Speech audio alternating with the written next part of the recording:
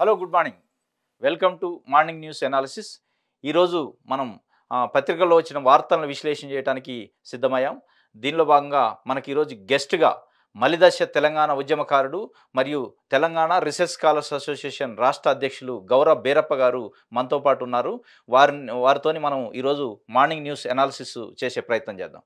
ముందుగా ఈనాడు పత్రికలో వచ్చిన వార్తల్ని ఒకసారి చూసే ప్రయత్నం చేద్దాం. లోక్సభలో తీవ్ర అలజడి. సందర్శకుల గ్యాలరీ నుంచి సభలోకి దూకిన ఇద్దరు ఆగంతుకులు. దట్టమైన పొగ వదిలి కలకలం. నియంతృత్వం నశించాలి, నల్ల చట్టాలను రద్దు చేయాలంటూ నినాదాలు. పార్లమెంట్లో బయటపడ్డ తీవ్ర భద్రతా వైఫల్యం. భయభ్రాంతులకు గురైన ఎంపీలు. ఏం జరుగుతుందో అర్థం కాక గందరగోళం. తేరుకొని దుండగులను బంధించిన ప్రజాప్రతినిధులు. పార్లమెంటు వెలుపల పొగ వదిలి మరో ఇద్దరి నిరసన. సిఆర్పిఎఫ్ డీజీ నేతృత్వంలో దర్యాప్తు కమిటీ. దేశ అత్యున్నత ప్రజాస్వామ్య వేదిక అయిన పార్లమెంట్లో బుధవారం తీవ్ర అలజడి చెలరేగింది.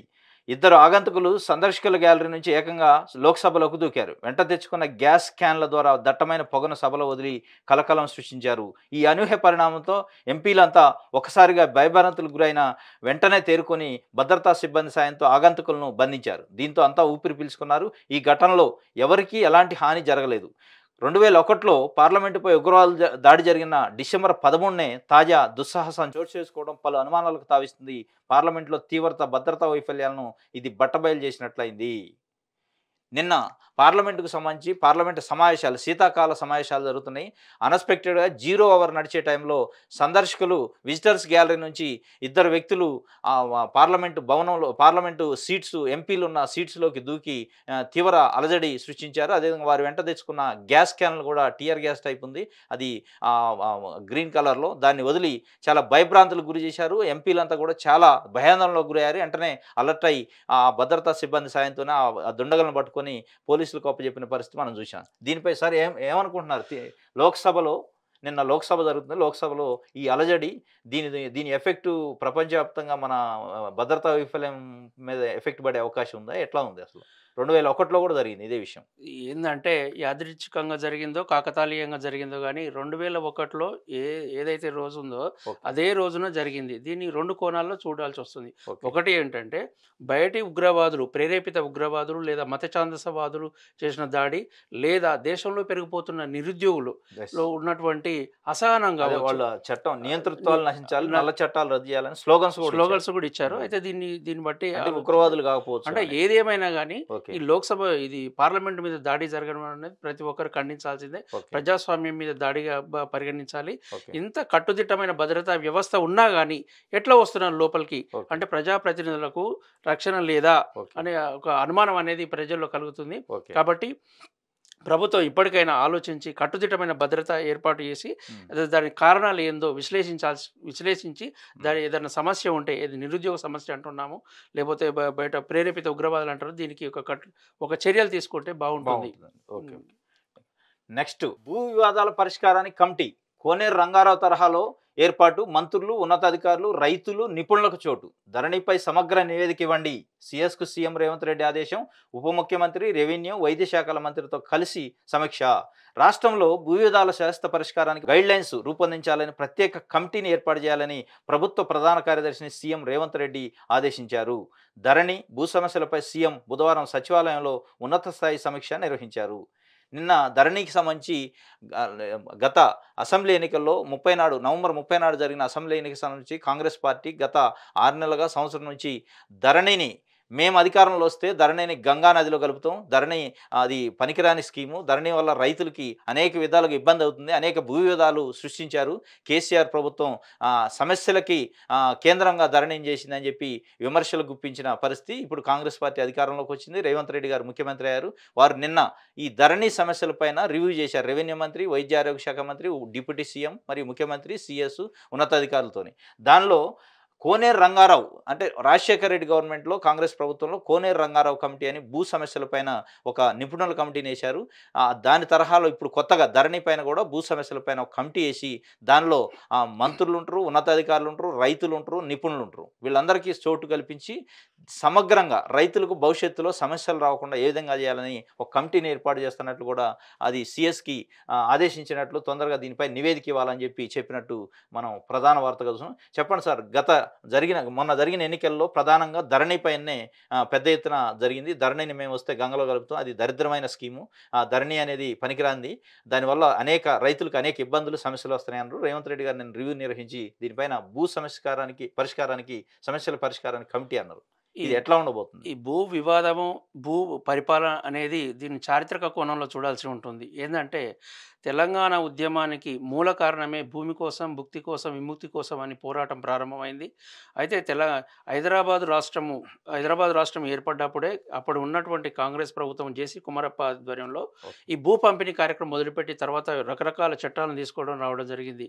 తర్వాత కాలంలో కూడా అసైన్డ్ ల్యాండ్ కోసం చట్టాలు చేశారు. తర్వాత సీలింగ్ యాక్ట్ తీసుకొచ్చారు. రకరకాల చట్టాలు తెచ్చారు. రకరకాల కమిటీలు చేశారు. కానీ ఏది కూడా పూర్తి స్థాయిలో మనకు ఫలితాలు ఇచ్చినట్టు కనబడతలేదు. అయితే 2004 డిసెంబర్ 1న అప్పుడు ఉన్నటువంటి YS Rajasekhara Reddy GO number 977, అదేవిధంగా డిసెంబర్ 23న జీవో నెంబర్ 1041 ద్వారా కోనేరు రంగారావు, అప్పటి పట్టణాభివృద్ధి శాఖ మంత్రి అయినటువంటి కోనేరు రంగారావు ఆధ్వర్యంలో కమిటీ ఏర్పాటు చేసి భూ పంపిణీ, ప్రధానంగా భూమి లేని నిరుపేదలు ఉంటారు కదా, వాళ్ళకు భూ పంపిణీ చేయాలనే ఉద్దేశంతో, అదేవిధంగా భూ వివాదాల పరిష్కారం కోసము వివిధ సూచనలు చేయాలని చెప్పి కమిటీని ఏర్పాటు చేయడం జరిగింది. నాకు తెలిసి ఇంత ఒక 104, 108 సిఫార్సులతోని రకరకాల భూ పాలసీలు తీసుకొచ్చింది. అయితే తర్వాత క్రమంలో వచ్చినటువంటి తెలంగాణ రాష్ట్రంలో ఏర్పడిన తర్వాత ఈ ధరణిని తీసుకొచ్చారు. ఈ ధరణిలో కూడా చాలా లోటుపాట్లు ఉన్నాయి. దీని ద్వారా అటు ప్రజలకు ఇబ్బంది అవుతుంది, ఇటు అధికారులకు ఇబ్బంది అవుతుంది. అయితే ఈ వీటన్నిటిని సమస్యను ప్రధాన కారణంగా చూపుతూ కాంగ్రెస్ ప్రభుత్వం రాగానే మేము ఈ ధరణి సమస్యని సమూలంగా ప్రక్షాళన చేస్తామని హామీ ఇవ్వడం జరిగింది. ఆ తరహాలోనే ప్రస్తుత ప్రభుత్వం తీసుకున్నటువంటి నిర్ణయం ఇది రైతులకు మేలు చేసే విధంగానే ఉంటుందని మనం భావిస్తున్నాము. కాబట్టి ఇప్పటికైనా ప్రభుత్వం ఆగమేఘాల మీద కాకుండా అసలు ధరణి తెచ్చే ముందే ఏంటంటే ఏదైనా ప్రారంభించే ముందు ఒక పైలట్ ప్రాజెక్ట్ తీసుకుంటాం, లేదా ఒక ప్రాంతానికి ఈ ప్రాజెక్టు అమలు చేసిన తర్వాత దాని బాగోగులు చూసిన తర్వాత రెక్టిఫై చేసి ఏదైతే సమస్యలు వస్తున్నాయో వాటిని రెక్టిఫై చేసి మళ్ళీ సాల్వ్ చేసేందుకు ఒక ప్రాసెస్ ఉంటుంది. అదేది చేయకుండా గత ప్రభుత్వము ఏకాఏకిన ధరణి తీసుకొచ్చి ప్రజల మీద రుద్దింది. దాని ద్వారా ఈ సమస్యలన్నీ ఉత్పన్నమైనాయి. కాబట్టి ప్రస్తుతం ఉన్నటువంటి ఆ సమస్యలన్నింటినీ రెక్టిఫై చేస్తూ లేదా కొత్తది దీనికన్నా మెరుగైన దాన్ని తీసుకొస్తుందని మనం ఆశిద్దాం. ఇంకొక ఇంట్రెస్టింగ్ వార్త ఈరోజు ఈనాడు దినపత్రికలో ప్రధాన పేజీలో మొదటి పేజీలో వచ్చింది. మేడిగడ్డను మళ్ళీ పరిశీలిస్తాం, నీటిని తొలగించాక సమగ్ర అధ్యయనం, మీ పరిశీలన అంశాలు మాకు పంపండి. రాష్ట్రానికి జాతీయ డ్యామ్ సేఫ్టీ అథారిటీ లేక మేడిగడ్డలో కుంగిన ప్రాంతాన్ని వేరు చేసి నీటిని పూర్తిగా తొలగించిన తర్వాత వైఫల్యానికి గల కారణాలను కూలంకషంగా అధ్యయనం చేసేందుకు సమాచారం ఇవ్వాలని కోరిన తెలంగాణ ప్రభుత్వం నుంచి ఇప్పటివరకు ఎలాంటి స్పందన లేదని జాతీయ డ్యామ్ సేఫ్టీ అథారిటీ పేర్కొంది. జాతీయ అథారిటీ సిడబ్ల్యూసి అధికారుల బృందం మళ్ళీ పరిశీలించి వైఫల్యానికి దారితీసిన కారణాలను మరింత లోతుగా తెలుసుకోవాల్సిన ఉందని పేర్కొంది. నేషనల్ డ్యామ్ సేఫ్టీ అథారిటీ చట్టం ప్రకారం రాష్ట్ర ప్రభుత్వం చేసిన పరిశీలన అంశాలను తప్పనిసరిగా తమకు పంపవలసింది ఉందని స్పష్టం చేసింది. ఈ మేరకు కేంద్ర జలశక్తి శాఖ ఆధ్వర్యంలో జాతీయ అథారిటీ తెలంగాణ రాష్ట్ర డ్యామ్ సేఫ్టీ అథారిటీకి తాజాగా ఒక లేఖ రాసింది. మేడిగడ్డ బ్యారేజీ సంబంధించి మేడిగడ్డ బ్యారేజీ కుంగిన విషయంపై గత 2-3 నెలలుగా పెద్ద ఎత్తున రాష్ట్ర వ్యాప్తంగా ప్రతిపక్షాలు విమర్శలు చేసి మొన్నటి వరకు బీఆర్ఎస్ ప్రభుత్వం పైన లోపభూయిష్టంగా దాన్ని నిర్మించారు. కేసీఆర్ గారు వారే ఇంజనీరు, వారే అంతా అని చెప్పి మేస్త్రి అని చెప్పి ఎవరి మాట వినకుండా కొన్ని కోట్ల రూపాయలు అక్కడ వృధా చేశారని చెప్పి ప్రతిపక్షాలు విమర్శించిన పరిస్థితి చూసాం. మేడిగడ్డ కుంగింది అని చెప్పి కేంద్రానికి సంబంధించిన జలవనరుల శక్తి శాఖకు సంబంధించి డ్యామ్ సేఫ్టీ అథారిటీ వాళ్ళు బృందం వచ్చి కూడా ఎలక్షన్ కోడ్ సందర్భంలో పరిశీలించిపోయారు. అదేవిధంగా వారు పరిశీలించిన తర్వాత మరొకసారి మళ్ళీ మేము వచ్చి పరిశీలిస్తాం, ఆ నీళ్లు ఏదైతే ఉన్నాయో కొంత నీళ్లను తొలగించిన తర్వాత అసలు ఆ కుంగటానికి రీజన్స్ ఏంది, సేఫ్టీ ఏ విధంగా ఉంది చూస్తాం. దీనిపైన మీరు ఏదైతే పరిశీలించిన అంశాలను మాకు రాష్ట్ర ప్రభుత్వం నుంచి పంపండి, ఒక నివేదికను లేఖ రాశారట గతంలో. దాన్ని స్పందించకపోతే మళ్ళా రెండోసారి కూడా నిన్న డ్యామ్ సేఫ్టీ అథారిటీ రాష్ట్ర ప్రభుత్వానికి ఒక లేఖ రాసింది. దీనిపైన ఎట్లా చూడొచ్చు అంటారు? మేడిగడ్డ విషయం గత ఎన్నికల్లో పెద్ద ఇది చర్చనీయాంశం అయింది. దీన్ని ఏ విధంగా చూడాలి? ఇక్కడ ఏంటంటే మనం గత ప్రభుత్వాన్ని విమర్శిస్తున్నట్లు కాదు, కానీ సాగునీటి రంగ నిపుణులు చెప్పిన దాని ప్రకారం ఏమంటే టోపోగ్రఫీ అంటాము. అంటే భూమి ఏటవాలుగా ఉన్నది. దాన్ని ఈ ప్రాణహిత నది ఏదైతే గోదావరిలో కలుస్తున్న ప్రాంతంలోనే మనకు నీరు సమగ్రంగా దొరుకుతుందనే ఉద్దేశంతో కట్టడం జరిగింది అని ప్రభుత్వం వాదించింది. అయితే దానికి సింపుల్గా అర్థం చేసుకోవాల్సింది ఏంటంటే, కాళ్ళ కాడికి వెళ్ళి మోకాళ్ళ కాడ, మోకాళ్ళ నుంచి నడుముల కాడ, నడుముల కాడ నుంచి నెత్తికాడ పెట్టి కిందికి పారించడము.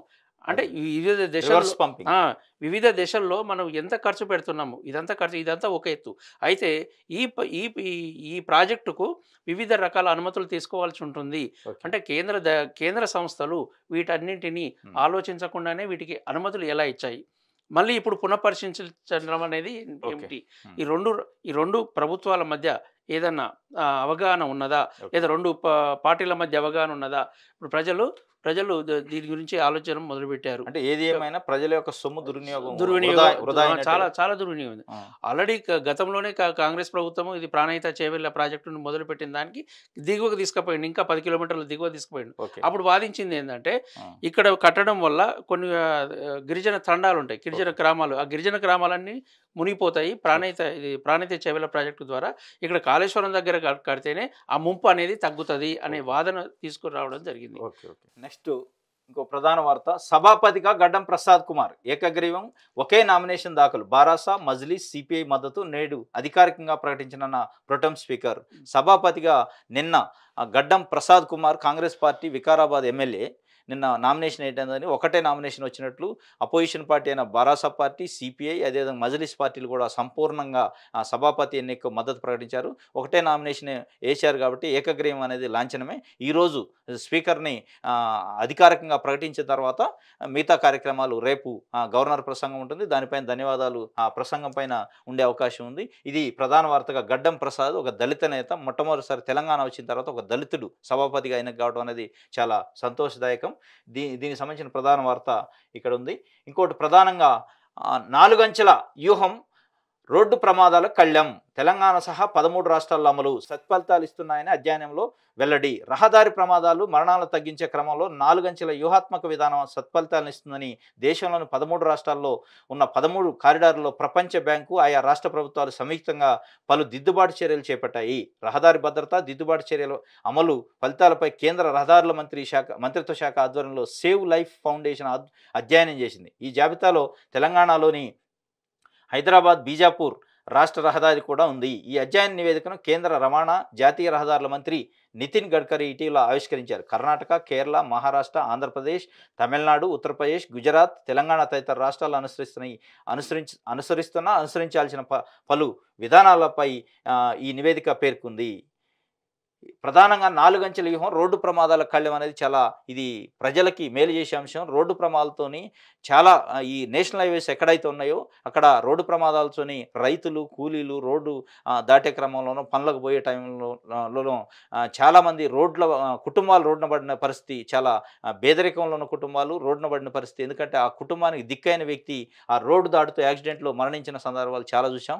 దానిపైన ఈ ఏదైతే రోడ్ సేఫ్టీ వాళ్ళు ఒక అధ్యయనం చేశారు, 4 అంచెల వ్యూహం రోడ్డు ప్రమాదాల కళ్యం అని దాన్ని ఒక అధ్యయనం చేస్తే దాని సత్ఫలితాలు ఇస్తున్నట్టు 13 రాష్ట్రాల్లో 13 కారిడార్లో ఆల్రెడీ దీన్ని ఒక ప్రయోగాత్మకంగా చేశారు. దీన్ని దేశవ్యాప్తంగా చేయాలని కూడా కేంద్ర రోడ్లు శాఖ దీన్ని చూస్తుంది. దీన్ని ఎట్లా చూస్తారు, ప్రజలకు ఏ విధంగా మేలు చేస్తుంది దీని? ఇప్పుడు ఈ రహదారులు అనేది మనం 3 రకాలుగా విభజించడం జరుగుతుంది. ఒకటి జాతీయ రహదారులు, తర్వాత రాష్ట్ర రహదారులు, తర్వాత పంచాయతీరాజ్ రహదారులు. అయితే దేశంలో జాతీయ రహదారుల శాతం అనేది కేవలం 2 నుంచి 3% మాత్రమే ఉంది. దాని మీద ట్రాఫిక్ ఎంత అంటే ఆల్మోస్ట్ 40% ఉన్నది. దీని ద్వారా విపరీతమైనటువంటి అనర్థాలు అంటే యాక్సిడెంట్లు జరిగేది దీని జాతీయ రహదారుల మీదే. కాబట్టి వీటిని విస్తరించడం ద్వారా ఇది యాక్సిడెంట్ల యొక్క శాతాన్ని తగ్గించవచ్చును. ఈ ఎక్స్టెండ్ చేసి తర్వాత ట్రాఫిక్ రూల్స్ పాటించేటట్లు ప్రభుత్వం చర్యలు తీసుకోవాల్సి ఉంటుంది.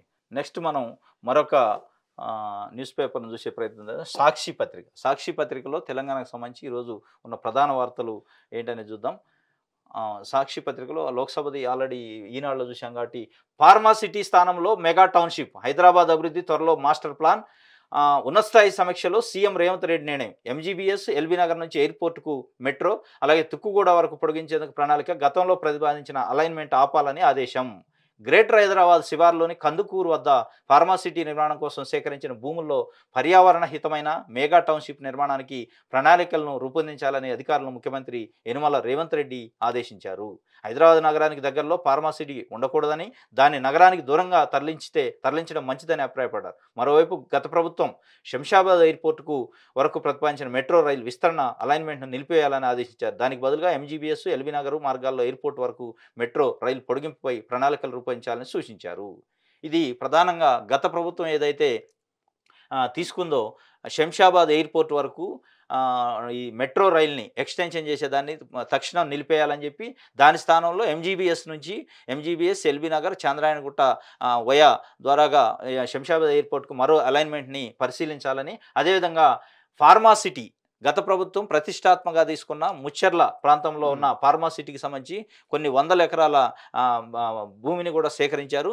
అక్కడ హైదరాబాద్కు దగ్గరలో ఫార్మాసిటీ అనేది మంచిది కాదు, పర్యావరణ హితం కాదు, హైదరాబాద్ దూరంగా పెట్టాలి, దాంట్లో మెగా టౌన్షిప్ని ప్లాన్ చేయండి, మెగా టౌన్షిప్కి సంబంధించి అభివృద్ధి చేయడానికి ఏ విధంగా వెళ్ళాలి అనేది అధికారులని ఆదేశించారు. దానిపైన పరిశీలన దీన్ని ఎట్లా అంటారు, గత ప్రభుత్వం ఏదైతే ఫార్మాసిటీని ప్రతిష్టాత్మకంగా తీసుకుంది దాన్ని నిలుపుదల చేయాలి, మెగా టౌన్షిప్ చేయండి అని ముఖ్యమంత్రి గారు చెప్పారు. అదేవిధంగా మెట్రో రైలు కూడా వారు ఏదైతే గత ప్రభుత్వం ఇచ్చిన అలైన్మెంట్ని స్టాప్ చేసి కొత్త అలైన్మెంట్ చేయండి అన్నారు. అంటే గత ప్రభుత్వం చేసింది కాబట్టి నిలుపుదల చేయాలని, దీనివల్ల ప్రజలకు ఏమైనా, ఎందుకంటే ఇట్లా గత ప్రభుత్వం చేసిన దాన్ని నిలుపుదల చేసుకుంటా కొత్తది పెట్టడం వల్ల నిధులు ప్రస్తుతం ఉన్న ప్రభుత్వం ఆలోచన ఏంటంటే ఎక్కడైతే ట్రాఫిక్ ఎక్కువగా ఉంటుంది, ఎక్కడి నుంచి అయితే జనాలు ఎయిర్పోర్టుకు పోయేందుకు సులువుగా ఉంటుంది, కాకపోతే వాళ్ళు ఇచ్చే దారిని మార్చిండు అంతే. అలైన్మెంట్ ఏదైతే ఉన్నదో దారులు మార్చి ఇంకో దగ్గరగా పోవాలని చెప్పిండు. ఈ బుచ్చర్ల ఇదంతా ఉన్నది కదా, దాని మరి ఉపయోగంలో ఉందా, ఉపయోగంలో లేదా, ఫార్మాసిటీ అది ఉపయోగంలో ఉందా లేదా తెలియదు. తర్వాత ఇంకోటి ఏంటంటే సిటీకి దూరంగా ఉంటేనే బెటర్ అని ఈ ప్రభుత్వం భావిస్తుంది కాబట్టి పర్యావరణ ప్రజలకు మేలు చేసే విధంగా ఉండేది, అది మార్చడానికి ప్లాన్ చేస్తున్నాం. సాగర్ కింద సాగువద్దు, యాసంగిలో నాగార్జున సాగర్ కింద క్రాప్ హాలిడే, కరువు పరిస్థితి కారణంగా నీరు ఇవ్వడం కష్టమని తేల్చిన శివం కమిటీ. కృష్ణా బేసిన్ పరిధి అంతటా ఇదే పరిస్థితి. ఇది రైతులకు సంబంధించి చాలా బ్యాడ్ న్యూస్. ఎందుకంటే సాగర్ కింద మన తెలంగాణ రాష్ట్రంలో ప్రధానంగా గోదావరి, అదేవిధంగా కృష్ణా పరివాహక ప్రాంతంలో ప్రాజెక్టులు ఉన్నాయి. ఈ కృష్ణాకు సంబంధించి దాదాపు క్రాప్ హాలిడే ప్రకటించినట్లే అని చెప్పి ఒక వార్త వచ్చింది. గోదావరిలో కొంతవరకు కాళేశ్వరం కానీ, ఎస్ఆర్ఎస్పి 1 ఫేజ్ 1 ఫేజ్ 2, దేవాదుల మిగతా ప్రాజెక్టులో మిడ్ మానేరు వాటిల్లో కొంత ఒక 28 లక్షల సుమారు ఎకరాలు పండించే అవకాశం ఉంది. మిగతాదంతా కూడా క్రాప్ హాలిడే ప్రకటించే పరిస్థితి ఉంది. ఎందుకంటే రైతులకు సంబంధించి ఆల్రెడీ వర్షాకాలం పంటలో కూడా చాలా వరకు వర్షాలు లేకపోవడం వల్ల, వాటర్ లేకపోవడం వల్ల దెబ్బతిన్న పరిస్థితి, యాసంగికి కూడా నోచుకునే పరిస్థితి లేదనేది రైతులకు సంబంధించి చాలా బ్యాడ్ న్యూస్.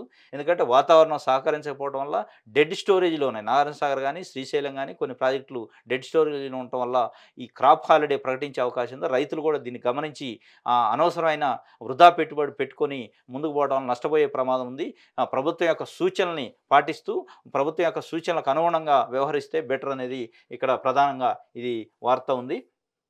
నెక్స్ట్ దీంట్లోనే సెకండ్ పేజీకి పోదాం. మా హయాంలో ఎవరిని ఇబ్బంది పెట్టలేదు, కేసీఆర్ పగబట్టి ఉంటే నేతలు జైల్లో ఉండేవారు, ఓటమి స్పీడ్ బ్రేక్ లాంటిదే. నర్సాపూర్లో ఎమ్మెల్యే హరీష్ రావు మాజీ ముఖ్యమంత్రి కేసీఆర్కు పనితనమే తప్ప పగతనం లేదని BRS MLA T Harish Rao అన్నారు. ఒకవేళ కేసీఆర్ పగబట్టి ఉంటే రాష్ట్రంలో చాలామంది కాంగ్రెస్ నాయకులు జైలు పాలై ఉండేవారని చెప్పారు. బుధవారం ఆయన మెదక్ జిల్లా నర్సాపూర్లో బీఆర్ఎస్ పార్టీ ఏర్పాటు చేసిన కృతజ్ఞతా సభలో మాట్లాడారు. తమ ప్రభుత్వం హయాంలో ఎవరిని ఇబ్బంది పట్టలేదని హరీష్ స్పష్టం చేశారు. కాంగ్రెస్ పార్టీ గోబెల్స్లా ప్రచారం చేసి రాష్ట్రంలో అధికారంలోకి వచ్చిందని విమర్శించారు. కేసీఆర్ ప్రజల పక్షాన ఆలోచించారని, కష్టపడి సాధించిన తెలంగాణను ఇష్టపడి అభివృద్ధి చేసి దిశగా ప్రజల కోసం పనిచేశారని పేర్కొన్నారు. హరీష్ రావు మాజీ ఆర్థిక మంత్రి, బీఆర్ఎస్ పార్టీలో ఒక అగ్రనేతగా ఉన్నారు. వారు నిన్న మా హయాంలో ఎవరిని ఇబ్బంది పట్టలేదు, కేసీఆర్ పనితనమే తప్ప పగతనం లేదు, తెలంగాణ కష్టపడి సాధించుకున్న తెలంగాణ ఇష్టపడి అభివృద్ధి చేశారు, కాంగ్రెస్ పార్టీ నాయకులు ఒక్కళ్ళు కూడా బయట ఉండరు, కేసీఆర్ పగబట్టి ఉంటే అందరు జైల్లో ఉండేవారు అని చెప్పి ఒక హాట్ కామెంట్ చేశారు. అంటే ప్రభుత్వం వేధిస్తుంది అనే అర్థంలో దీన్ని ఎట్లా ఏంటంటే రాజకీయ కోణంలోనే చూడాల్సి ఉంటుంది. ఎందుకంటే క్యాడర్లో నిరుత్సాహం రాకుండా చూసేందుకు వీళ్ళు చెప్పేది ఏంటంటే కేవలం మాకు వాళ్ళకు మార్జిన్ ఎంత 2% మాత్రమే ఉంది కాబట్టి మనం అధైర్యపడాల్సింది లేదు, మళ్ళీ మనమే అధికారంలోకి వస్తామంటాడు. ఇంకో విషయం ఏంటంటే ఇది పగబట్టి ఉండే కాంగ్రెస్ నేతలు జైల్లో ఉండేవారు కదా, మరి వీళ్ళకి హయాంలో జరిగింది, జనాలకు అర్థం కాదా?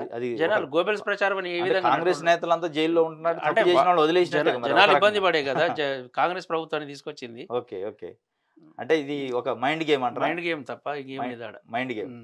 ఓకే, నెక్స్ట్ మనం వెలుగు పత్రిక చూసే ప్రయత్నం చేద్దాం. వెలుగుకు సంబంధించి ప్రధానంగా హాట్ న్యూస్ ఉన్నాయి ఈరోజు. వెలుగు పత్రికలో ప్రధానంగా ప్రభుత్వానికి సంబంధించి ప్రజాభవన్లో బట్టి క్యాంప్ ఆఫీస్ డిప్యూటీ సీఎం అధికారిక నివాసం కేటాయింపు. డిప్యూటీ సీఎం ఆర్థిక శాఖ మంత్రి బట్టి విక్రమార్క అధికారిక నివాసంగా జ్యోతిరావు పూలే ప్రజాభవన్ను రాష్ట్ర ప్రభుత్వం కేటాయించింది. ఈ మేరకు సీఎస్ శాంతికుమారి బుధవారం ఉత్తర్వులు జారీ చేశారు. సీఎంగా ఈ నెల 7న ప్రమాణం చేసిన రేవంత్ రెడ్డి అదే రోజు ప్రగతి భవన్ ఎదుట సుదీర్ఘకాలం ఉన్న ఇనప కంచెను తొలగించారు. ప్రగతి భవన్ను మహాత్మా జ్యోతిబావు పూలే ప్రజాభవన్గా మార్చారు. ఈ మహాత్మా జ్యోతిబావు పూలే ప్రజాభవన్గా ఏదైతే ప్రగతి భవన్ కేసీఆర్ ఇష్టపడి కట్టించుకున్నారో 2016లో దీన్ని నిర్మించి దాదాపు 50 కోట్ల నిధుల్ని వెచ్చించి దాన్ని ఇష్టపడి కట్టించుకున్నారు. దాంట్లో 2500 మంది కూర్చొని చూసే విధంగా ఒక మినీ థియేటరు, అదేవిధంగా కాన్ఫరెన్స్ హాల్సు, అదేవిధంగా ప్రజా దర్బార్ నిర్వహించుకోవడానికి రకరకాలుగా మీటింగ్ హాల్సు, ఒక మినీ సెక్రటరేట్ లెక్క ఉంది. అదేవిధంగా క్యాంప్ ఆఫీసు ప్లస్ వాళ్ళు నివాసయోగ్యం రెసిడెన్షియల్ హౌస్ కూడా ఉంది. దాన్ని ఈరోజు కొత్తగా ఎన్నికైన సీఎం ఏదైతే ఉన్నారో దాంట్లో నివసించడానికి ఇష్టపడినందువల్ల డిప్యూటీ సీఎం బట్టి విక్రమార్కు కేటాయిస్తూ నిన్న సీఎస్ గారు ఒక ఉత్తర్వులు జారీ. దీన్ని ఎట్లా చూస్తారు? సీఎం నివసించిన ఒక రాజదర్బార్ని ఈరోజు కాంగ్రెస్ పార్టీ ఏదైతే టీఆర్ఎస్ 2014లో మేనిఫెస్టోలో చెప్పిన విధంగా లేదా పలుమార్లు మేము దళిత ముఖ్యమంత్రిని చేస్తామన్నారు, చేయలేకపోయారు. కనీసం కాంగ్రెస్ ప్రభుత్వం అన్నా ఒక దళిత ఉప ముఖ్యమంత్రిని అన్నా తీసుకుపోయి అక్కడ కూర్చోబెట్టిందంటే ఎంత ప్రయారిటీ ఇస్తుంది అనేది జనాలు అర్థం చేసుకోవాల్సి ఉంటుంది. ఇది చాలా సంతోషించదగ్గ విషయం. ఓకే, ధరణి సంగతి తేల్చేద్దాం. 10 రోజుల్లో రిపోర్ట్ ఇవ్వండి. రెవెన్యూ ఆఫీసర్లకు సీఎం రేవంత్ రెడ్డి ఆదేశం. ప్రభుత్వం దగ్గర ఉండాల్సిన ప్రజల భూముల రికార్డులను ధరణి పేరుతో ILFS అనే ప్రైవేట్ కంపెనీ చేతిలో పెట్టడమైంది. రైతుల భూ లావాదేవీలన్నీ నిర్వహిస్తున్న ఈ కంపెనీ 1000 కోట్ల అప్పులు చేసి బ్యాంకులను ముంచింది. దివాలా తీసిన ఈ కంపెనీతో గత ప్రభుత్వం ఒప్పందం చేసుకోవడం మొదటి తప్పు. ధరణి నిర్వహణ కోసం ఈ కంపెనీ టెర్రాసిస్ టెక్నాలజీస్ లిమిటెడ్ అనే మరో అనుబంధ సంస్థను ఏర్పాటు చేసింది. ఇందులో 49% వాటాను 2021 నవంబర్ 25న టెర్రాసిస్ కంపెనీ ఫిలిప్పీన్స్ దేశానికి చెందిన ఫాల్కన్ కంపెనీకి 1275 కోట్లకు అమ్ముకుంది. ఏమీ లేని ఒక కంపెనీ వాటాను సగం అమ్మితే 1000 కోట్లకు పైనే తీసుకున్నారంటే ఈ సంస్థకు ధరణి నుంచి ఎంత సొమ్ము వెళుతుందని అధికారులు లెక్కల సమస్య. సీఎం రేవంత్ రెడ్డి నిన్న రెవెన్యూ పైన ధరణి పైన సమగ్రంగా సమీక్షించారు. దాంట్లో ప్రధానంగా అసలు గతంలో ధరణి పెట్టిన ఉద్దేశం ఏంది, దాన్ని నిర్వహించే సంస్థ ఏదైతే ఒక ప్రైవేట్ సంస్థ ఉంది ILFS అని, అదేవిధంగా టెర్రాసిస్ అనే టెక్నాలజీస్ లిమిటెడ్ వాళ్ళు కూడా ఉన్నారు. దాదాపు 1275 కోట్లకు సంబంధించి ప్రభుత్వ ధనాన్ని దీనికి వినియోగించారు. ప్రజల యొక్క భూములకు సంబంధించిన రికార్డుని ఒక ప్రైవేట్ కంపెనీలో చేతులు పెట్టడం చాలా సీరియస్గా వారు సమీక్ష నిర్వహించి ధరణి సంగతి తేల్చాలి. 10 రోజుల్లో రిపోర్ట్ ఇవ్వండి. రెవెన్యూ ఆఫీసర్లకు సీఎం రేవంత్ రెడ్డి ఆదేశం. గత ప్రభుత్వం లేని సమస్యలు తెచ్చి రైతులపై మోపింది. ధరణి కోసం అసలు టెండర్ పిలిచినారా, నిర్వహణకి ఎంత చెల్లిస్తున్నారు, బ్యాంకులను ముంచిన కంపెనీలతో గత సర్కారు ఒప్పందం చేసుకున్నడైంది, భూ సమగ్ర సర్వే కోసం ప్రణాళికలు రెడీ చేయాలని ఆదేశం. ధరణి కోసం తీసుకున్న నిర్ణయాలపై రిపోర్ట్ ఇవ్వాలని సీఎస్కు సూచన. భూ సంబంధిత వివాదాలు శాశ్వత పరిష్కారానికి ప్రత్యేక కమిటీలో మంత్రులు, అధికారులు, రెవెన్యూ ఎక్స్పర్ట్స్, రైతులు. ఇది అసలు ఎట్లా చూస్తారు? చాలా సీరియస్గా అసలు దీనికి పునాదుల కాడ నుంచి తీసినట్టు అనిపిస్తుంది. ఇది ఎట్లా ఉండబోతుంది? ఏం లేదు, ఇక్కడ ఏంటంటే ఒక సాఫ్ట్వేర్ కంపెనీ ఒక విషయాన్ని డెవలప్ చేసి ఇస్తుంది. ఇచ్చిన తర్వాత దాంట్లో ఉన్న లోటుపాట్లు మొత్తం సాఫ్ట్వేర్ కంపెనీ తెలుసు. ఓకే, ఇక్కడ కూడా ఎవరి భూమి మన గత ప్రభుత్వం ఏం చెప్పింది, ధరణి వచ్చిందంటే బజార్తో మీకే తెలుస్తుంది కాబట్టి పక్కన ఇంకొకరిని తెలియదు అని అనుకుంటారు. కానీ ఆడ సాఫ్ట్వేర్ కంపెనీకి ఎవరికి ఎంత భూమి ఉంది, ఎక్కడ మిగులు భూమి ఉంది, ఎక్కడ ఏ లోటుపాట్లు ఉన్నాయని మొత్తం తెలుస్తుంది. వాస్తవానికి ఏంటంటే 1936-38 ఆ ప్రాంతంలో నిజాం ప్రభుత్వం ప్రతి గ్రామానికి సంబంధించి సమగ్రమైనటువంటి సర్వే చేసి ఒక రిపోర్ట్ ఇవ్వడం జరిగింది. ఆ రిపోర్ట్ను బేస్ చేసుకుని ప్రతి రైతుకు ఎంత ఉండాలో అంత ఉంది. ఈ మిగులు భూమి అనేది ఆ విధంగా ఉండిపోయింది. ఆ మిగులు భూమి మొత్తం ఇప్పుడు ఎంత మిగులుది అనేది ఈజీగా వస్తుంది. ఆ ఈజీగా వచ్చిన దాన్ని వీళ్ళు క్యాచ్ చేసి ఇది బినామీ పేర్లతో నమ్ముకోవడం జరిగింది. అట్లాంటిది ఇప్పుడు ఇవన్నీ బయటపడతాయి. ఇది పడతాయని భావిస్తాం మనం. ఇంకోటి ఏంటంటే ఈ కంపెనీ ఏదైతుందో ఇది ILFS కంపెనీ, ఈ 2 కంపెనీలో ఏదో ఒక కంపెనీ. కానీ ఈ బోర్డ్ ఆఫ్ ఇంటర్మీడియట్ పిల్లలు సాగు కారణమైనది కూడా ఇదే కంపెనీ. చాలా మంది. ఇంకోటి ఏంటంటే ఇది KTR యొక్క ఫ్రెండ్ కంపెనీ అని వచ్చాయి. అంటే మరి దీన్ని ప్రతిపక్షాన్ని బెదిరిస్తున్నట్టు అనుకోవాలా, నిజంగా లోపాలు జరిగి ఉంటాయి? లోపాలు జరిగి ఉంటాయి కదా ఇదంతా జరిగేది. అంతేనా? జనాలు ఇప్పటికైనా హర్షిస్తారు. ఒక ఎంఆర్ఓ చనిపోతే కూడా స్పందన లేదు ప్రభుత్వం. అంటే ఇక్కడ సీరియస్ మ్యాటర్ మనం అర్థం చేసుకోవచ్చు. ఓకే, ఇక్కడ ఒక ఇంట్రెస్టింగ్ వార్త, చాలా ప్రతిపక్ష నేతగా బీఆర్ఎస్ కార్యనిర్వాహక అధ్యక్షుడు నిన్న 2 లక్షల రుణమాఫీ ఎట్లా చేస్తారో చూస్తాం అంటే ఒక బెదిరించే ధోరణిలో చెప్పినట్లు మరి అనిపిస్తుంది. కాంగ్రెస్వి అలివికాని హామీలు వాళ్ళ ఆట ఇప్పుడే మొదలైంది. కేటీఆర్ రుణమాఫీ అమలుకు మేము నాన్న తంటాలు పడ్డాం, లెక్కాపత్రం లేకుండా కాంగ్రెస్ వాళ్ళు హామీలు ఇచ్చి ఇప్పుడు అప్పులు అంటూ మాపై తప్పు మోపుతున్నారు. అధికారంలోకి వచ్చినాకనే అప్పుల గురించి తెలుస్తుందా, హామీలు అమలు చేయలేకనే శ్వేతపత్రాలు అంటున్నారని విమర్శ చాలా హాట్గా మొన్నటి వరకు ప్రభుత్వంలో ఉన్న బీఆర్ఎస్కి సంబంధించిన కార్యనిర్వాహక అధ్యక్షుడు కేటీఆర్ ఎట్లా చేస్తారో 2 లక్షల రుణమాఫీ మేము చూస్తాం, అలివిగామిన హామీలు ఇచ్చి ప్రజలను తప్పుదోవ పట్టించి అధికారంలోకి వచ్చారు, హామీలు ఇచ్చేటప్పుడు తెలవదా బడ్జెట్ సంగతి, శ్వేతపత్రం సంగతి, అప్పుల సంగతి అని చెప్పి చేశారు. ఏంటి దీన్ని ఎట్లా? 2018లో వీళ్ళు ఏదైతే హామీ ఇచ్చారో ₹1,00,000 రుణమాఫీ అని, ఆ రుణమాఫీని ఏ విధంగా చేశారు? 25,000 ఒకసారి, 50,000 ఒకసారి, 75,000 విడతల వారికి ఇచ్చుకుంటా కూడా ఇప్పటి కూడా కంప్లీట్ చేయలేకపోయారు. ఓకే, మరి ఈ 2 లక్షల రుణమాఫీ అనగానే వీళ్ళకి ఎట్లా బడ్జెట్ అనేది కావాలి. వాళ్ళు వచ్చిందే మొన్న అది ఎంత ఉంది, ఎంత వనరులు వేయడానికి వస్తున్నాయి, ఎక్కడి నుంచి అప్పు తెచ్చుకోవాలి, ఇదంతా మొదలు పెడతారు కదా. మరి అప్పు లేకుండా ఏది జరుగుతుందని వీళ్ళు అంటారు కదా. మరి వీళ్ళు అప్పు చేయలేదా? తెలంగాణ రాష్ట్రం ఏర్పడ్డప్పుడే 16,000 కోట్ల మిగులు బడ్జెట్తో ఏర్పడ్డది. వీళ్ళు తెచ్చిన అప్పులేన్ని? అదే ఇప్పుడే మొదలైంది అంటారు కదా, చూద్దాం. కౌంటర్ గా పంచాయతీరాజ్ శాఖ మంత్రి సీతక్క గారు ఒక కౌంటర్ గా ఒక స్టేట్మెంట్ ఇచ్చారు. కేటీఆర్ది అధికారం పోయిందన్న బాధ, ప్రభుత్వం ఏర్పడ్డ 1 నెల అయినా కాకముందు విమర్శల మంత్రి సీతక్క, మావి అమలు కాని హామీలనే ముందు బీఆర్ఎస్ హామీల సంగతి ఏంటి, మాకన్నా 1000 ఎక్కువ పెంచి మేనిఫెస్టో ఎట్లా చెప్పిండ్రు, రుణమాఫీతో పాటు అన్ని హామీలను తప్పకుండా అమలు చేస్తాం, ఫైళ్ల మాయంపై విచారణ జరుపుతాం, గత 10 ఏళ్లలో ఏం జరిగిందో బయట పెడతామని ప్రకటన చేశారు. ఇప్పుడు వీరు కేటీఆర్ గారు అన్నదానికి సీతక్క మంత్రి గారు కౌంటర్ ఇచ్చారు. అంటే మీరు కూడా సేమ్ ఏదైతే మేము పెన్షన్ 4,000 ఇస్తామంటే మీరు 6,000 ఇస్తా అన్నారు, అదేవిధంగా మిగతా రుణమాఫీకి ఒకటి తప్ప మిగతా 500కి మేము గ్యాస్ ఇస్తా అంటే 400కి ఇస్తా అన్నారు, 2,500 మహిళలకు ఇస్తా అంటే 3,000 ఇస్తా అన్నారు. మీరు ఏ విధంగా చెప్పారు మరి బడ్జెట్ లేనప్పుడు? అలిమిగా మీరు కూడా ఇచ్చారు కదా అంటుంది. ఏంటంటే అర్రాస్ పాట లెక్క ఉన్నది, నేను ఇంత ఇస్తాను నువ్వు అంత ఇస్తా అని. ఇక్కడ విషయం ఏంటంటే ప్రభుత్వం మారగానే వివిధ శాఖల నుంచి ఫైళ్ళు అన్ని మాయమైనాయి. కొన్ని చోట్ల కొన్ని కార్యాలయాల్లో ఫైల్ అనేది దగ్ధం చేసిర్రు. అంటే వీళ్ళు ఎంత పెద్ద ఎత్తున అవినీతి జరిగింది అనేది మన దాన్నే స్పష్టంగా ఉన్నది. ఇంకోటి ఏంటంటే ప్రభుత్వం పోయింది కాబట్టి, అధికారం పోయింది కాబట్టి ఆ అక్కస్తోనో లేకపోతే ఆ బాధతోనే 2 లక్షలు ఎట్లా చేస్తారు, మేం చేయలేం కదా. మరి ఆయన ఇచ్చిన హామీలన్నీ అంటే నెరవేర్చిండు, చూస్తామని అంటున్నారు కదా, విధంగా బెదిరించే ధోరణి ఉన్నది. అది పెద్ద పట్టించుకోవాల్సిన అవసరం కాదు. ఓకే, నెక్స్ట్ ఒక ఇంట్రెస్టింగ్, గత నవంబర్ 30న జరిగిన ఎన్నికల్లో మొత్తం కూడా ధరణితో పాటు నిరుద్యోగుల అంశంపై ప్రధాన ఎజెండాగా ఎలక్షన్ జరిగింది. నిరుద్యోగులు తీవ్రంగా వ్యతిరేకించారు గత ప్రభుత్వాన్ని, బీఆర్ఎస్ ప్రభుత్వాన్ని. కాంగ్రెస్ పార్టీని హక్కును చేర్చుకున్నారు. దీనిపైన కొత్త టీం వచ్చాకే కలోలు భర్తీ, ఇప్పటికే టీఎస్పీఎస్సీ చైర్మన్ రాజీనామా, అదే బాటలో మెంబర్లు, కొత్త కమిషన్ ఏర్పాటును కొంత టైం పట్టే ఛాన్సు, చైర్మన్ సభ్యుల నియామకానికి నోటిఫికేషన్ ఇవ్వాలని భావిస్తున్న సర్కారు, అర్హులను నుంచి దరఖాస్తులు స్వీకరించి ఎంపిక. Telangana state public service commission TSPSC ప్రక్షాళనపై కాంగ్రెస్ సర్కార్ దృష్టి పెట్టింది. ఇప్పటివరకు జరిగిన తప్పులు మళ్ళీ భవిష్యత్తులో జరగకుండా జాగ్రత్తలు తీసుకుంటుంది. ఇందుకోసం కొత్త కమిషన్ ఏర్పాటు చేసే ఆలోచనలో ఉంది. అయితే ఈ ప్రక్రియ పూర్తయ్యేందుకు కొంత టైం పట్టనుంది.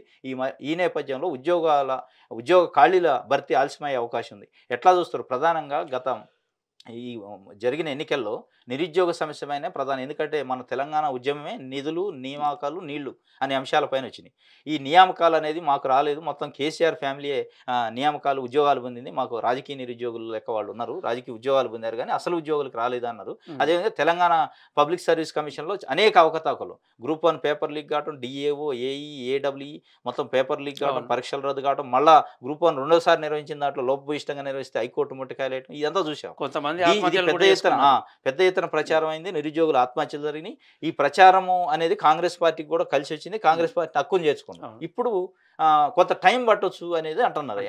నిరుద్యోగుల్లో చాలా అసంతృప్తి ఉన్నమాట వాస్తవమే. అయితే ఇది కమిషన్ ఏదైతే ఉన్నదో పబ్లిక్ సర్వీస్ కమిషన్ రాజ్యాంగబద్ధమైన సంస్థ. అందులోకి అనుభవజ్ఞుల్ని, విద్యావేత్తల్ని, మేధావుల్ని వాళ్ళని తీసుకోవాల్సింది ఒక రాజకీయ పునరావాస కేంద్రంగా ఉన్నది. అంటే గతంతో పోల్చుకుంటే ఎప్పుడూ లేని విధంగా విచిత్రమైన పరిస్థితిని చూడాల్సి వచ్చింది. ఇంకోటి ఏంటంటే పేపర్ తయారు చేసేటప్పుడు కూడా ఒక 5 సభ్యులు ఎక్స్పర్ట్ని ఒక రూమ్లో కూర్చోబెడతారు, లోపలికి ఏం తీసుకపో కొనియారు. ఈ సర్వీస్ కమిషన్ ఇచ్చిన పేపరే పెన్ను వాడాలి, వాళ్ళు రాస్తారు. రాసిన తర్వాత ఒక 5 సెట్లు 4 సెట్లు తయారు చేసి ఏ సెట్ వస్తుందని వాళ్ళకు కూడా తెలియదు. అయితే దీనికి సంబంధించిన సమాచారం చాలా కాన్ఫిడెన్షియల్. అయితే అప్పారావు చైర్మన్గా ఉన్నప్పుడు కానీ, పేర్వరరాములుగా ఉన్నప్పుడు కానీ ఎప్పుడు కూడా ఇట్లాంటి అంశాలు మనం చూడలేదు. అయితే ఉమ్మడి రాష్ట్రంలో కూడా ఇప్పుడు జరగలేదు ఇట్లా పేపర్ లీక్ అయిన అంటే ఎంత నెగ్లిజెన్స్ అనేది మనకు అర్థమవుతుంది. కాబట్టి ఇప్పటికైనా ప్రభుత్వం ఏంటంటే వీళ్ళందరూ ఎట్లా రాజీనామా చేసిపోయారు కాబట్టి ఇవి జరిగిన తప్పిదాల మీద బాధ్యుల్ని చేస్తూ వాళ్ళకి శిక్షించాలి. అదే టైంలో సాధ్యమైన తొందరగా ఒకటి అంటే కమిటీ కూడా ఏ టైప్ ఆఫ్ ఉంటే బెటర్ అంటారు? అంటే నిరుద్యోగులు న్యాయం అంటే ఎలాంటి వ్యక్తులు ఉండాలి? రిటైర్డ్ ఐఏఎస్ కావచ్చు, లేదా విద్యావేత్తలు కావచ్చు, లేదా ప్రొఫెసర్స్ కావచ్చు, నిజాయితీ పరులు కావచ్చు. కానీ ఈ రాజకీయ నేపథ్యం ఉన్న వ్యక్తులను కాక వేరే వాళ్ళని పెడితే ఏమైనా బాగుపడుతుంది. అప్పటి వరకు ఇదే పరిస్థితి ఉంటుంది. ఇదే పరిస్థితి. నెక్స్ట్ ఆంధ్రజ్యోతి పత్రికలో ఈరోజు వచ్చిన ప్రధాన వార్తలను చూద్దాం. రైతు బంధు పంపిణీ షురు. యాసంగికి సంబంధించి రైతు బంధు డబ్బులు రైతుల ఖాతాల్లో జమ కావడం మొదలైంది. మొదట ఎకరం భూమి ఉన్న రైతులను 5,000 చొప్పున జమ చేస్తున్నారు. సీఎం రేవంత్ రెడ్డి సోమవారం వ్యవసాయ శాఖపై నిర్వహించిన సమీక్షలో రైతు బంధు సాయం పంపిణీపై ఆదేశాలు ఇచ్చిన సంగతి తెలిసింది. ఏ ఒక్క రైతుకు ఇబ్బంది కలగకుండా వెంటనే పెట్టుబడి సాయం అందించాలని సూచించారు. రైతు బంధు కింద ఈ సీజన్కు బీఆర్ఎస్ ప్రభుత్వం ఇచ్చినట్లుగానే ఎకరానికి 5,000 పంపిణీ చేస్తామని ఒక ప్రధాన వార్త. కాంగ్రెస్ పార్టీ రైతు భరోసా అని 6 గ్యారెంటీలు ఇది కూడా ఉంటుంది. ఒక ఎకరానికి 15,000 రూపాయల చొప్పున మేము ఇస్తాం, రైతు భరోసా రైతు బంధు స్థానంలో అని చెప్పారు. కానీ మళ్ళీ ఏదైతే పాత పద్ధతిలోనే కేసీఆర్ ఏదైతే రైతు బంధు ఇచ్చాడో ఎకరానికి 10,000 చొప్పున ఇప్పుడు యాసంగి 5,000 జమ చేయాలి ఇమీడియట్ గా, తర్వాత విధి విధానాలు రూపొందించిన తర్వాత అన్నారు. దీన్ని ఎట్లా చూస్తారు? అంటే ప్రతిపక్షాలు అప్పుడే స్టార్ట్ చేసిన మీరు 15,000 ఇస్తారని చెప్పి ఇప్పుడు మళ్ళీ పాత పద్ధతిలో ఇస్తారని, అంటే దీన్ని చేసేందుకు గైడ్ లైన్స్ ఇచ్చేందుకు కొంచెం టైం పడుతుంది. ఇంకోటి ఆ మెకానిజం అనేది సపరేట్ చేయాలి కాబట్టి టైం పడుతుంది. అందువల్ల ప్రస్తుతానికైతే పాత పద్ధతినే ఫాలో కావాలని చెప్పి ఇచ్చారు. అంటే వాళ్ళు ఏంటంటే మేము వస్తే మొదటి కేబినెట్ లోనే 6 గ్యారెంటీలకి చట్టమే చేస్తాం అన్నారని కేటీఆర్ నిన్న అనేది విమర్శ అదే కదా. అంటే వచ్చిన 2 రోజులకే 2 గ్యారెంటీలు అయిపోయినాయి కదా. అంటే 100 రోజుల్లో ఇస్తామన్నారు, మేము రాగానే అనలేదు. 100 రోజుల్లో చేస్తారు. ఇప్పుడుంది అసలు ఆట. లెక్కలేసుకోకుండా హామీలు ఇచ్చారా? కాంగ్రెస్ సాధ్యంగానే హామీలు ఇచ్చి ప్రజలను మభ్యపెట్టింది. ఆడిట్ రిపోర్టు శ్వేతపత్రం కాదా? 24 గంటలను రుణమాఫీ చేస్తామని రాహుల్ గాంధీ చెప్పారు. మొదటి కేబినెట్లోనే 6 గ్యారెంటీలకు చట్టబద్ధత చేస్తామని హామీ ఇచ్చారు. మాజీ మంత్రి కేటీఆర్ వ్యాఖ్యలు. ఇది రాహుల్ గాంధీకి సంబంధించి మొదటి కేబినెట్లోనే మేము 6 గ్యారెంటీలు చట్టమే చేస్తామన్నారు. ఏమైంది? ఇప్పుడు అలివి గాంధీ హామీలు ఇచ్చి కాంగ్రెస్ పార్టీ ప్రజలను తప్పుదోవ పట్టించింది అంటున్నారు. అంటే మొదటి క్యాబినెట్లోనే ఈ 6 గ్యారెంటీలకు సంబంధించి సుదీర్ఘంగా చర్చించారు. దానికి సాధ్యాసాధ్యాలు ఏ విధంగా ఉన్నాయని చూసుకొని వాళ్ళు ఇప్పటికిప్పుడు అని ఎప్పుడు అనలేదు నాకు తెలిసి. 100 రోజుల్లో చేస్తాన్నారు కాబట్టి చేస్తారేమో చూద్దాం. నెక్స్ట్ ఆర్థిక పరిస్థితిపై శ్వేతపత్రం అసెంబ్లీలో ప్రవేశపెట్టే యోచనలో సర్కారు. CM Revanth power point presentation. గతంలో కేసీఆర్ ఇరిగేషన్పై ఇచ్చినట్లుగానే బీఆర్ఎస్ ప్రభుత్వం చేసిన అప్పులపైన దృష్టి. నేటి నుంచి శాసనసభ పునః ప్రారంభం. ప్రమాణ స్వీకారంలో తదుపరి స్పీకర్ ఎన్నిక. ఇంకా ప్రమాణం చేయాల్సిన సభ్యులు 18 మంది. రేపు అసెంబ్లీలో గవర్నర్ ప్రసంగం. 16న ప్రసంగంపై చర్చ. సర్కారు జవాబు. 17న శాసనసభ కొనసాగింపు. రాష్ట్ర ఆర్థిక పరిస్థితిపై చర్చ. ఇప్పుడు ఈరోజు స్పీకర్ ఎన్నిక అయితే రేపు గవర్నర్ ప్రసంగం, దాని తర్వాత గవర్నర్ ప్రసంగం చర్చ ఉంటుంది, ప్రభుత్వం సమాధానం ఉంటుంది, దాని తర్వాత 17 నుంచి కొనసాగింపు ఉంటుంది. ప్రధానంగా ఈ సమావేశాలు మొట్టమొదటి సమావేశాల్లో ప్రభుత్వం వచ్చిన తర్వాత ప్రభుత్వం ఏం ఆలోచిస్తుందంటే గత ప్రభుత్వాన్ని బీఆర్ఎస్ ప్రభుత్వాన్ని టార్గెట్ చేస్తూ రాష్ట్ర ఆర్థిక పరిస్థితిపై శ్వేతపత్రం విడుదల చేయాలని ప్రభుత్వం చేసిన అప్పులు, అదేవిధంగా ఎలక్ట్రిసిటీ కోసం చేసిన అనేక అప్పులు, లోటుపాట్లు, ఆ తప్పుల్ని ఎత్తి చూపడానికి ప్రయత్నం చేస్తుంది కానీ ప్రజలకు మేలు చేయాలనే ప్రయత్నం చేస్తున్నారు. ఏంటంటే గత ప్రభుత్వం కూడా లెక్కపత్రం లేకుండా ఒక్కొక్క డిపార్ట్మెంట్ నుంచి ఇష్టారాజ్యంగా ఏ విధంగానైతే ఖర్చు పెట్టిందో వాటికి అడిట్ లేకుండా వాటన్నిటి ఈ శ్వేతపత్రాలు రిలీజ్ చేయడం వల్ల తెలుస్తుంది ఏ డిపార్ట్మెంట్ నుంచి ఎంత ఖర్చు అయింది, దాని యొక్క ఫలితాలు ఎంతవరకు వచ్చినాయని. ఇప్పుడు వాళ్ళంతా ఉలికిపాటు ఎందుకు అంతా ఇది బయటకు వచ్చిన తర్వాత కానీ వాళ్ళ పరిస్థితి తెలుస్తుంది. అంతేనా? ప్రజలకి ఏం మేలు జరిగింది, వాళ్ళు కొట్టుకుంటున్నట్టే ఉంది కదా. ప్రజలకి కొత్త ప్రభుత్వం పనిచేసేటట్టు ఉండాలి, గత ప్రభుత్వాన్ని టార్గెట్ చేస్తూ చేయదు. అంటే గతంలో ఏం చేసింది అనేది ఇంతకు అప్పు చెప్పాలి, ఇంత చేశారు, మేము దాన్ని చేస్తాం, ఇంకో అదనంగా తెస్తామా, లేకపోతే ఇంకా వనరులను పెంచుతామా, లేకపోతే ఇంకేం చేస్తాం ప్రజలకు చెప్పుకోవాల్సి ఉంటుంది. ఏముంటుందంటే మేము ఇచ్చిన ఆడిట్ రిపోర్టే శ్వేతపత్రం కొత్తగా ఏముంటుంది అంటారు. ఆడిట్ రిపోర్ట్ చూసుకోవచ్చు కదా అంటారు. నెక్స్ట్ ఇంకొక వార్త. పార్లమెంట్ తరహాలో అసెంబ్లీ, శాసనసభ, మండలి కలిపి ఒకే బీట్లా కనిపించేలా మార్పు చేయండి. అధికారులకు ముఖ్యమంత్రి రేవంత్ రెడ్డి ఆదేశం. పార్లమెంటు తరహాలో అసెంబ్లీ సమావేశాలు జరిగేలా తగిన ఏర్పాట్లు చేయాలని సీఎం రేవంత్ రెడ్డి అధికారులకు సూచించారు. వచ్చే సమావేశాల నాటికి ఈ ఏర్పాట్లు పూర్తి కావాలని ఆదేశించారు. అసెంబ్లీ భవనంలో ప్రస్తుతం శాసనసభ సమావేశాలు జరుగుతున్న హాల్తో పాటుగా గతంలో సమావేశాలు జరిగిన హాల్ కూడా ఉంది.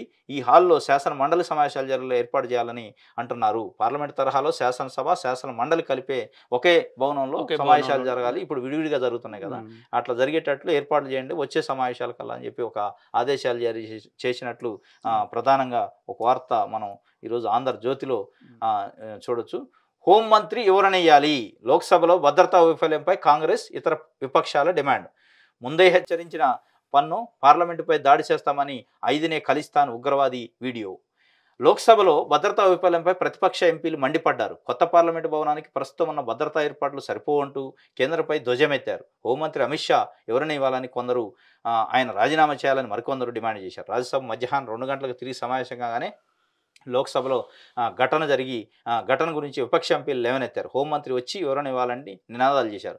చైర్మన్ జగదీప్ ధన్ఖండ్ మాట్లాడుతూ ప్రస్తుతం లోక్సభ కార్యకలాపాలు యథావిధిగా కొనసాగుతున్నాయని, ప్రతి విషయాన్ని రాజకీయం చేయొద్దని సూచించారు.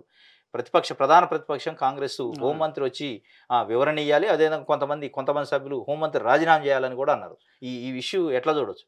అంటే ఆల్రెడీ ప్రభుత్వము డీజీ ఆధ్వర్యంలో ఒక కమిటీని ఏర్పాటు చేయడం జరిగింది. అయితే ఇచ్చిన రిపోర్టును బేస్ చేసుకొని అసలు ఏంది అనేది కారణాలు తెలిసి వస్తాయి. దాన్ని బట్టి హోంమంత్రి వివరణ ఇస్తాడేమో. ఓకే.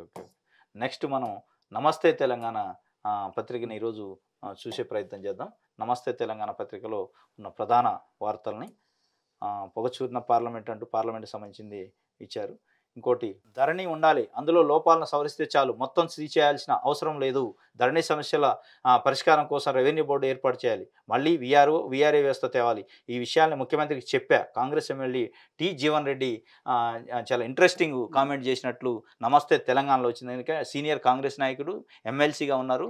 వీరు అంటే ఒకవైపు కాంగ్రెస్ పార్టీ నాయకత్వం మొత్తం ధరణిని బంగాళాఖాతంలో కలుపుతూ అంటే ధరణి ఉండాలని నేను సీఎంకి చెప్పాను, ధరణిలో సమస్యలు ఉంటే ఏమైనా సవరించుకోవాలి తప్ప దాన్ని ఎత్తేయాల్సిన అవసరం లేదన్నట్లు ఒక ఇంట్రెస్టింగ్ కామెంట్ చేయాలి. దీన్ని ఎట్లా చూడాలి? ధరణిలో మొత్తం సమస్యలు ఉన్నాయని కాదు, ధరణిలో కొన్ని మంచి విషయాలు కూడా ఉన్నాయి.